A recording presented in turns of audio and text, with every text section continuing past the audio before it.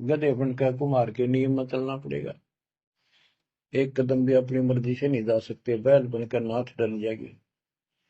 खच्चर बनकर बग्गी में दौड़े जाओगे रेड़ी में, फिर चलेगी क्या आपकी मर्जी? असंग जनों तन मृत्या हो गए जीवित क्यों ना रे। दवा दस दर मद मैल मठ बोरे बोर ना दे धरे रे। तो बच्चों जीवित मर लो, इन बातों को छाती में धर लो, हृदय में बैठा लो, कति मस्तिष्क में। ये संसार आपका नहीं है, ये परिवार आपका नहीं, ये संपत्ति या कार कोठी तेरी नहीं, गरीब काया तेरी है नहीं, ये माया कहां से हो। चरण कमल में ध्यान रख, इन दोनों को खो, इनको भूल जा। अपने गुरु जी के चरणों में ध्यान रख, उनके बताए दिशा निर्देश के आदेश से आधार से अपना जीवन निर्वाह कर। बच्चों आंख खोल लो, बार बार ये बातें बताई जाती हैं। जब ऊख चुक हो जाएगी फिर तो रोना। आज हमारे अंदर अपने घर जाने की प्रबल प्रेरणा हुई है। बच्चों कोई भी काम है उसकी विशेष जानकारी होने के बाद उसमें रुचि बनती है। इसी प्रकार अब हमें पता चला है कि इस लोक में हम गलत स्थान पर रह रहे हैं, और आपको यह भी याद दिलाया जाता है कि ये शरीर नहीं रहेगा। जिस परिवार को देखकर हम खूब खुश हैं और होना भी चाहिए, पर ये साथ कितने दिन का है यो तक भी ध्यान देते नहीं। इसके ध्यान ना देने से हम जन्म और मरण के इस महान कष्ट को भोग रहे हैं, इस महान कष्ट को झेल रहे हैं। अभी तक कोई इस तरह सच्चाई कहने वाला नहीं था। जैसे कोई यूं कह देता ना भाई ऐसे ऐसे वो हो सकता है, मृत्यु हो जाएगी, तो यूं कहा करते भाई, तो भाई ये बात ना बोला, मृत्यु हो जाएगी, अच्छी बात बता। यानी यूं कहना बुरी बात मानने थे कि यूं ना कह मौत भी हो जाएगी, कभी संसार भी छोड़ना पड़ेगा। यानी इस सच्चाई को अवॉइड करने की चेष्टा करते थे। तो बच्चों कबूतर क्या करता है, जब बिल्ली निकट आ जाती है वो डर जाता है, उड़ने की बजाय आंखें बंद कर लेता है और सोच लेता है खतरा टल गया, तो वो उसकी गर्दन मरोड़ के खा जाती है। अब आंखें बंद करें काम नहीं चलेगा, ये तो खोलनी पड़ेगी, हिम्मत करनी पड़ेगी, यहां से उड़ना पड़ेगा, काल से बचना पड़ेगा। पहले जैसे 12 कबीर पंथ चले हैं, उससे पहले ये हिंदू समाज, हिंदू धर्म, उसके बाद ये यहूदी धर्म, ईसाई धर्म, फिर मुसलमान धर्म, जैन धर्म, और ये 12 पंथ, इनमें ज्ञान तो बताया जाता था कि भक्ति कर लो, नहीं तो 84 लाख योनियों में जाना पड़ेगा, पशु पक्षी बनना पड़ेगा। और आत्मा डरती भी थी, भक्ति के लिए प्रेरित भी होती थी, लेकिन वो भक्ति शास्त्र विरुद्ध थी, शास्त्र में प्रमाणित नहीं थी, और वो ज्ञान भी शास्त्र प्रमाणित नहीं था। श्रीमद् भगवत गीता अध्याय 16 श्लोक 23 में स्पष्ट किया है कि शास्त्र विधि को त्याग कर जो अपनी मर्जी से मनमाना आचरण करते हैं अपनी इच्छा से, उनको न सुख होता है, न कोई सिद्धि प्राप्त होती है, और न ही उनकी गति बढ़ती। या तो ये कहो कि गीता गलत और ये झूठे गुरु सच्चे, इनमें से एक को रिजेक्ट करना पड़ेगा। लेकिन गीता को कोई रिजेक्ट कर नहीं सकेगा, आखिर में इन झूठे गुरुओं को त्यागना पड़ेगा। बच्चों परमात्मा के पाने के लिए, उस सुख को प्राप्त करने के लिए कितने कितने कष्ट झेले हैं महापुरुषों ने, हमने भी उठाए। हम ऋषि। अब इस ब्लाइंड फेथ का लाभ उठा लिया नकली गुरुओं ने। अब भगत श्रद्धालु चले जाते हैं, गुरु जी जो कहते हैं भाई सही है। देखा है लाखों करोड़ों से ऋषि नकलियां का फंसे बैठे हैं, उनकी कोई थ्योरी नहीं, ABC नहीं जानते हुए, और वहां बेचारे में बैठे रहते हुए गुरु जी जो कहते हैं सही है, क्योंकि वो श्रद्धालु गणे हैं, वो पुण्य आत्मा ज्यादा है। और वो नकलियां उनका सूत बैठ गया, लाभ मिल गया। वो कि मैं अटपट मारे जाओ, गुरु बच्चे नो सरल आते रहते। हाँ बहुत ठीक बताई, लेकिन इस तत्व ज्ञान को समझकर फिर समर्पण करें। फिर अग्रम अग्रम नहीं रहने चाहिए। जिस दिन नाम ले लेते हो आप, उसके बाद नाम लेने से पहले हमने इतने ग्रंथ बना रखे, सारे पढ़ कर देख लो। बना तो भगवान ने रखे थे, हमने तो उनको सरलार्थ करके सिंपल वे से समझा के एक पुस्तक बना रखी है। पहले पूरी अपना सारा संशय दूर करके फिर नाम लेना चाहिए, फिर समर्पण करें जब आपका बात समझ में आ जाता है। और नाम लेने के बाद फिर तुम सोचते हो ऐसा नहीं होता, गुरु जी क्या बता रहे हैं ऐसा ठीक नहीं है, वहां भी आपका नाम खंड हो रहा है। फिर ब्लाइंड फेथ करना चाहिए आपने। गुरु जी जो करे फाइनल, क्योंकि आप तो बालक हो, गुरु जी एक टीचर होता है। आप टीचर किस दृष्टिकोण से आपको समझा रहा, आपकी बुद्धि वहां पहुंच भी नहीं रही, इसलिए आप यूं कह रहे हो ना ऐसा तो ना लगता, ऐसा तो ठीक नहीं है। तो ये नहीं होना चाहिए, ये तो नाम लेने से पहले होना चाहिए आप में। उसकी पूरी क्लियर करो उस कंसेप्ट को, फिर नाम ले लो। के कारण हमने दुश्मन बना रखी थी, पेट में मारने लगी गर्भ के अंदर। अब बेटी बोझ नहीं, परमात्मा की कृपा से तो ये संस्कार बदल गए। ये कलम से काट दिए दाता ने, वो लेन देन खत्म कर दिया आपने। अब हम भक्ति करेंगे। अब भी तो लोग भक्ति नहीं करेंगे, इन बकवादा में रहेंगे, मालिक ने इतने हल्के कर दिए, तो उनको भगवान कैसे पसंद करेगा। तो बच्चों अब इस समय को संभालो और इस परमात्मा की समर्थता से परिचित हो जाओ। इस गंदे लोक ने अच्छी तरह समझ लो, यहाँ तुम नहीं रह पाओगे। और एक अंदर कसक बनाए रखो नारी कि ठीक है जब तक यहाँ है वो परिवार में रल मिलकर रहो, और सब ना अपने मालिक की बातों में और जाकर रखो, और गप्पे कम मारो। और गप्पे मारने की बकवाद पे मतलब की है, अपना जब टाइम लगा मालिक की चर्चा शुरू, कोई कथा देख ले, कोई वैसे भाई बहन की चर्चा करो, देखो उनका इतना दुख था, मालिक की दया से इतना सुख होगा। इससे ये मन का लगाम डली रहेगी। यदि तुम सत्संग सुनने के बाद फिर बाद में वही अपने गृहस्थी बेतु की बातें करती हो, फोन पर बैठ कर करते रहते हो, फलाने से मर ले, दकले से कर ले, तो इनसे मालिक राजी नहीं होगा, आपको कष्ट शुरू हो जाएगा। गरीब स्वर्णादन देह दिल, तन मन नहीं मुकाम। कौन दिन में 1 घंटा भी लगाओगे तो भी बहुत कुछ मिलता रहेगा, भूख नहीं पड़ेगी।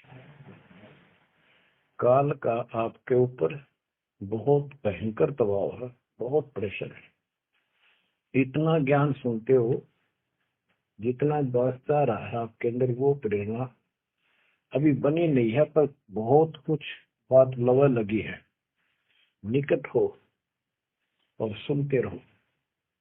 ये भी एक बहुत बड़ी बात है। आप 3 समय सुन रहे हो, और ये समय निकालना भी मालिक की कृपा है ना। तो कल पता नहीं किस समय को कहा बिरान माटी में दुर्गति के अंदर लगा दे, कोई और समस्या खड़ी कर देगा, सारी टेंशन वही, उस दिमाग वहां घूमता रहेगा, या कोई बीमारी हो जाएगी उसका टेंशन, हॉस्पिटल में पड़े रहेंगे। तो ये परमात्मा की असीम रजा के ऊपर है, एक कलम तोड़ कृपा है। और ये बातें कहने सुन की नहीं, ये कर पाड़न की है। ध्यान दो, इस गंदे लोक की स्थिति से आपको पूर्ण रूप से परिचित करा दिया गया है। यहाँ एक पल का भरोसा नहीं, तुम क्यों आंख बंद करके बैठे हो इस गंदे लोक में, इसी व्यवस्था में उलझोगे क्या। ठीक है, अपने निर्वाह के लिए करना पड़ेगा, करते रहो, पर भगवान की कसक दिल में अलग से रहनी चाहिए आपके। एवं नहीं सुन लिया हमने, सुना दिया तुमने सुन लिया, थोड़े बहुत मंत्र कर लिए, सुबह दोपहर शाम की आरती कर ली, अच्छी बात है, लेकिन यह कसक पैदा नहीं हुई तो बात फिर अधूरी रह जाएगी। आप क्या बताते हैं? गरीब दरस परस नहीं अंतरा, कहते खाई खुराका पहन पोशाका यम का बकरा पड़ता है। काल के बकरे पड़न लग रहे हो तुम। इन बातों को बच्चों अच्छी तरह हृदय में बैठा लो एक कोने में। संसार में रहेंगे, रहना पड़ेगा, लेकिन परमात्मा की शरण में रहेंगे, मर्यादित रहेंगे। काल का कोई अटैक आप पर नहीं होगा, ना आपके परिवार पर होगा, ना किसी धन संपत्ति व्यवसाय पर होगा। ये सत्कर मान लेना। हम मर्यादा को हल्के में ले लेते हैं और ये हमारे विनाश का कारण होता है। गलती हम करते हैं, कोई काल का ऐसा अटैक आने का समय हो गया और वो नुकसान हो गया तो भक्ति और छोड़ देते हैं, हो गया सर्वनाश। भक्ति छोड़ दी, भगवान की शरण छोड़ दी, फिर और कहाँ ठिकाना रह गया? कटी पतंग हो गए। कटी पतंग का कोई अस्तित्व नहीं रहता, कुछ देर उड़ जरूर सकती है, अंत में पता नहीं कि कर पेड़, बबूल के पेड़ में उलझ कर फड़फड़ कर कपाटती है। ऐसे फंसे रह जाओगे तुम इस काल के जाल में, कांटेदार झाड़ियों, इस गंदे लोग। तो बच्चों इस बात का सख्त ध्यान रखो, यदि आपने यहां से निकलना है, मर्यादा ना टूटे। और मर्यादा ये पता नहीं कितने प्रकार से टूट जाती है। जैसे हमने किसी को सेवा दे दी, भाई क्या सेवा कर लो, शुक्रिया दाता का, मजदूरी मिली तो सफल है। जब लग राम रटंत देखोरी को जाने दे, भरम पड़े हैं पंथ। इस मनुष्य जीवन की सफलता उसी की है जो परमात्मा की भजन करते हैं, अन्यथा इसका कोई यूज नहीं। पशु पक्षी का भी ऐसा ही जीवन है, ऐसे ही कर्म वो करते हैं, खाना पीना, टट्टी जाना, बच्चे उत्पन्न करना, बच्चों के लिए फिर सारा दिन भटक के उनका पोषण करना, फिर मर जाना। ये कोई जीवन है? इस ज्ञान से आपके अंदर जो गलत प्रेरणा भरी हुई है वो काल द्वारा भरी गई है, बहुत प्रबल है, वो सामान्य नहीं है। अब जैसे किसी को बुखार हो जाता है तो उसके बस की बात नहीं वो नॉर्मल हो जाए। तो बच्चों अब के लगन लगानी पड़ेगी। जैसे बुखार हो जाता है, उसके बस की बात नहीं कि वो ठीक ठाक रहे, अपने ठीक क्रिया करे, तो उसके लिए औषधि की आवश्यकता पड़ती है, और जब नॉर्मल हो जाएगा फिर सारे काम ठीक करेगा। इसी प्रकार ये आपके बस की बात नहीं है जो आप जिस व्यवस्था में लग रहे हो। ये इस ज्ञान से, इस भक्ति से आपका यो अज्ञान हटेगा, ये जिससे प्रभावित हो बुखार हटेगा, फिर आपकी लगन अदब से बनेगी, अलग से बनेगी। अगर ये भाव नहीं बना तो क्या ये जीवन अच्छा है जो आप जी रहे हो? कोटि जन्म तन भर में दोगे कुछ नहीं हाथ लगा रहे। कुकर कुत्ता, सुकर सुअर, खर गधा, कौवा बुगला, बता इन प्राणियों के शरीरों में असंख्यों बार कष्ट उठा लिया अपने को, असंख्यों बार, एक बार नहीं। तो क्या इस प्रोसीजर को जारी रखोगे? मेरी आत्मा तो मान नहीं रही कि आप इसको स्वीकार कर लोगे। और अब भी आपकी आंख नहीं खुलेंगी और आपकी प्रेरणा नहीं बनेगी तो फिर इंसान नहीं, पत्थर हो तुम, पत्थर। कोटि वर्ष करे संगत संतों की, पत्थर का जल में क्या बूझे, चंदन बन में रंग ला दे, एक बांस बिटन भी ना सीखे।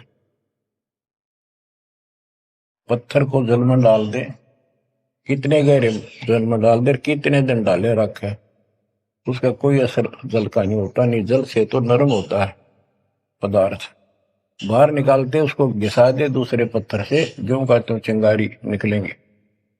तो पत्थर जैसे प्राणियों को किसी चीज का असर नहीं होता। ये अमृतवाणी उन पुण्यात्माओं को झंझोड़ कर रख देंगी जिनकी आंखें काल में अज्ञान से बंद कर रखी। उस परम पिता के घर जाने के लिए, सुख को प्राप्त करने के लिए गरीबदास जी बताते हैं कि मंसूर मैसूर क्यों हो गया, शरीर पासी प्रवेश और जाके ऊपर एती नोबती, कैसा है वो देश।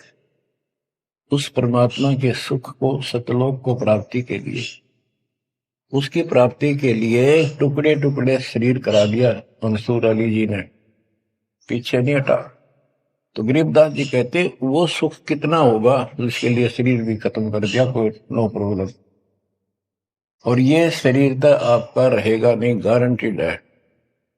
इसलिए बार बार याद दिलाता हूं कि हमारे ऊपर नशा जबरदस्त कर रखा काल ने। ये आपके बस की बात नहीं, ये तो ये एंटीबायोटिक आपको प्रेरित रखेंगे। आप भक्ति भी करोगे, बुराइयों से भी बचोगे, और अपने घर जाने की प्रबल इच्छा बने। जहां आशा ता बासा हुई, मन कर वचन सुमरिय सोई। बार बार ये बातें बताई जाती हैं। जब ऊक चुक हो जाएगी फिर तो रोना शेष रहेगा, नथिंग एल्स। इस मार्ग में अहंकार इंसान को मारता है। किस चीज पे अहंकार करो, माया होगी तो अहंकार होगा, कोई पोस्ट पद ठीक सी होगी तो अहंकार होगा, शरीर स्वस्थ है, थोड़ी सी जान, अहंकार हो गया।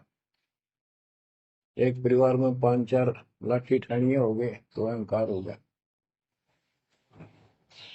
और अपने बॉडी की ताकत का अहंकार, और भी सैकड़ों कारण है जो इंसान के मन में दोष पैदा हो जाता है। तो ये इंसान का सबसे बड़ा खतरनाक शत्रु है। परमात्मा को अहंकार पसंद नहीं, और छोटी मोटी गलती। और ये बातें कहन सुन की नहीं, ये कर पाड़न की है। ध्यान दो, इस गंदे लोक की स्थिति से आपको पूर्ण रूप से परिचित करा दिया गया है। यहाँ एक पल का भरोसा नहीं, तुम क्यों आंख बंद करके बैठे हो इस गंदे लोक में, इसी व्यवस्था में उलझे रहोगे क्या? ठीक है, अपने निर्वाह के लिए करना पड़ेगा, करते रहो, पर भगवान की कसक दिल में अलग से रहनी चाहिए आपके। एवं नहीं सुन लिया हमने, सुना दिया तुमने, सुन लिया, थोड़े बहुत मंत्र कर लिए, सुबह दोपहर शाम की आरती कर ली, अच्छी बात है, लेकिन यह कसक पैदा नहीं हुई तो बात फिर अधूरी रह जाएगी। तो बच्चों, यह सारी कमजोरी है जो मर्यादा से नारी हटकर करोगे, चाहे कुछ भी कर लियो। मर्यादा को हल्के में ना लो। जैसे हमने इतने सारे नियम बना दिए, भक्ति करनी है तो इनका पालन करना पड़ेगा, नहीं तो फिर गधे बनकर कुमार के नियम में चलना पड़ेगा। एक कदम भी अपनी मर्जी से नहीं जा सकते, बैल बनकर नाथ डल जाएगी, छच्चर बनकर बग्गी में दौड़े जाओगे, रेड़ी में, फिर चलेगी क्या आपकी मर्जी? असंग तन मृत्या हो गए, जीवित क्यों ना रे, दवा 10 दर मद मैल मठ बोरे, बोर ना दे धरे रे।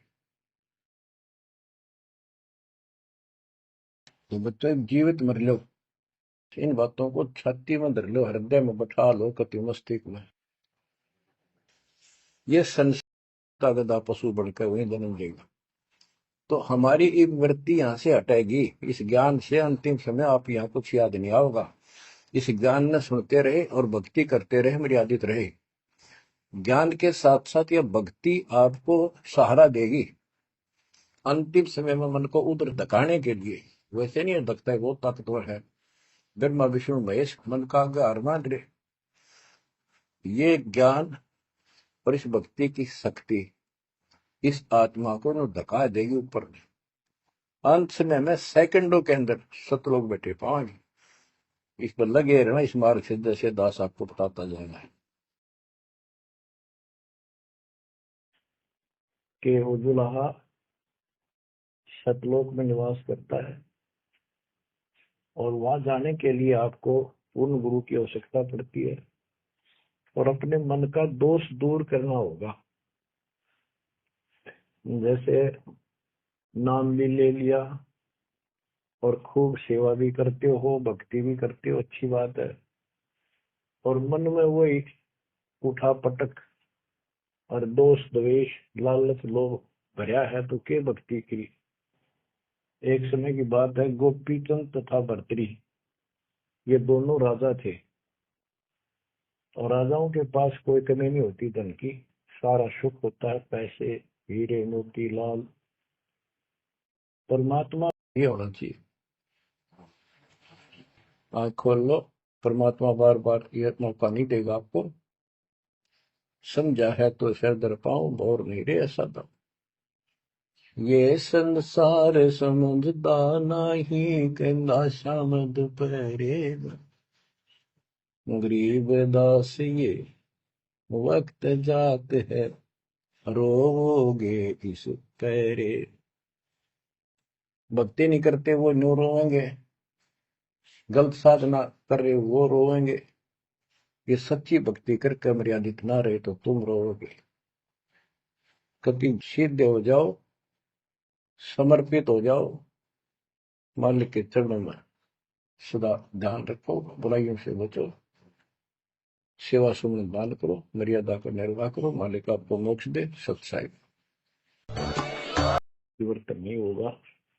इसी प्रकार अपने गुरु और भगवान के प्रति जब तक आपकी आस्था कति दिल से नहीं जुड़ेगी, बिल्कुल दिल से वो कसक आपको अपने आप महसूस होगी कि इस संसार में आपका कोई नहीं है।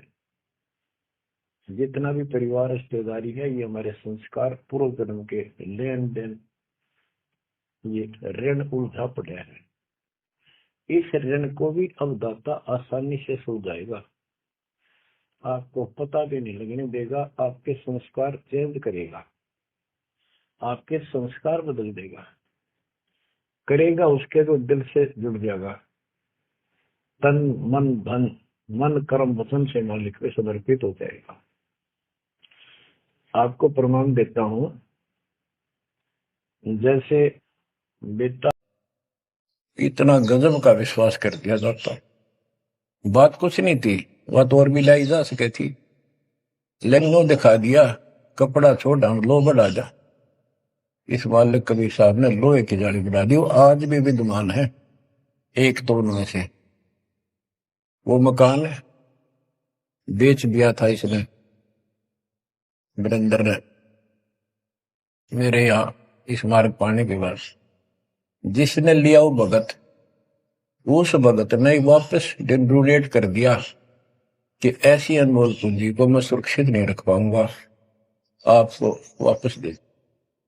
आज वो फिर वही है, वह जाली लगी हुई है, हमने भी उसमें सफाई किया नहीं है अभी, क्योंकि हमें थोड़ा सा फुर्सत अच्छी होगी, यहाँ से निपटेंगे मिशन को पूरा करके, उसको फिर याद के रूप में रखेंगे। तो बच्चों विश्वास रखो इस मालिक पर, कहे कबीर सुनो भी साधो मैं तो हूं विश्वास, और गलत साधना करने से कुछ नहीं मिलेगा। क्या बताते हैं, गरीब कबीर के सो बंजारा हुआ, आप भक्ति के हेत काकर बोई जान के, धना भगत के खेत। वहां काकर से अन्न हुआ कंकर से, वहां काकर से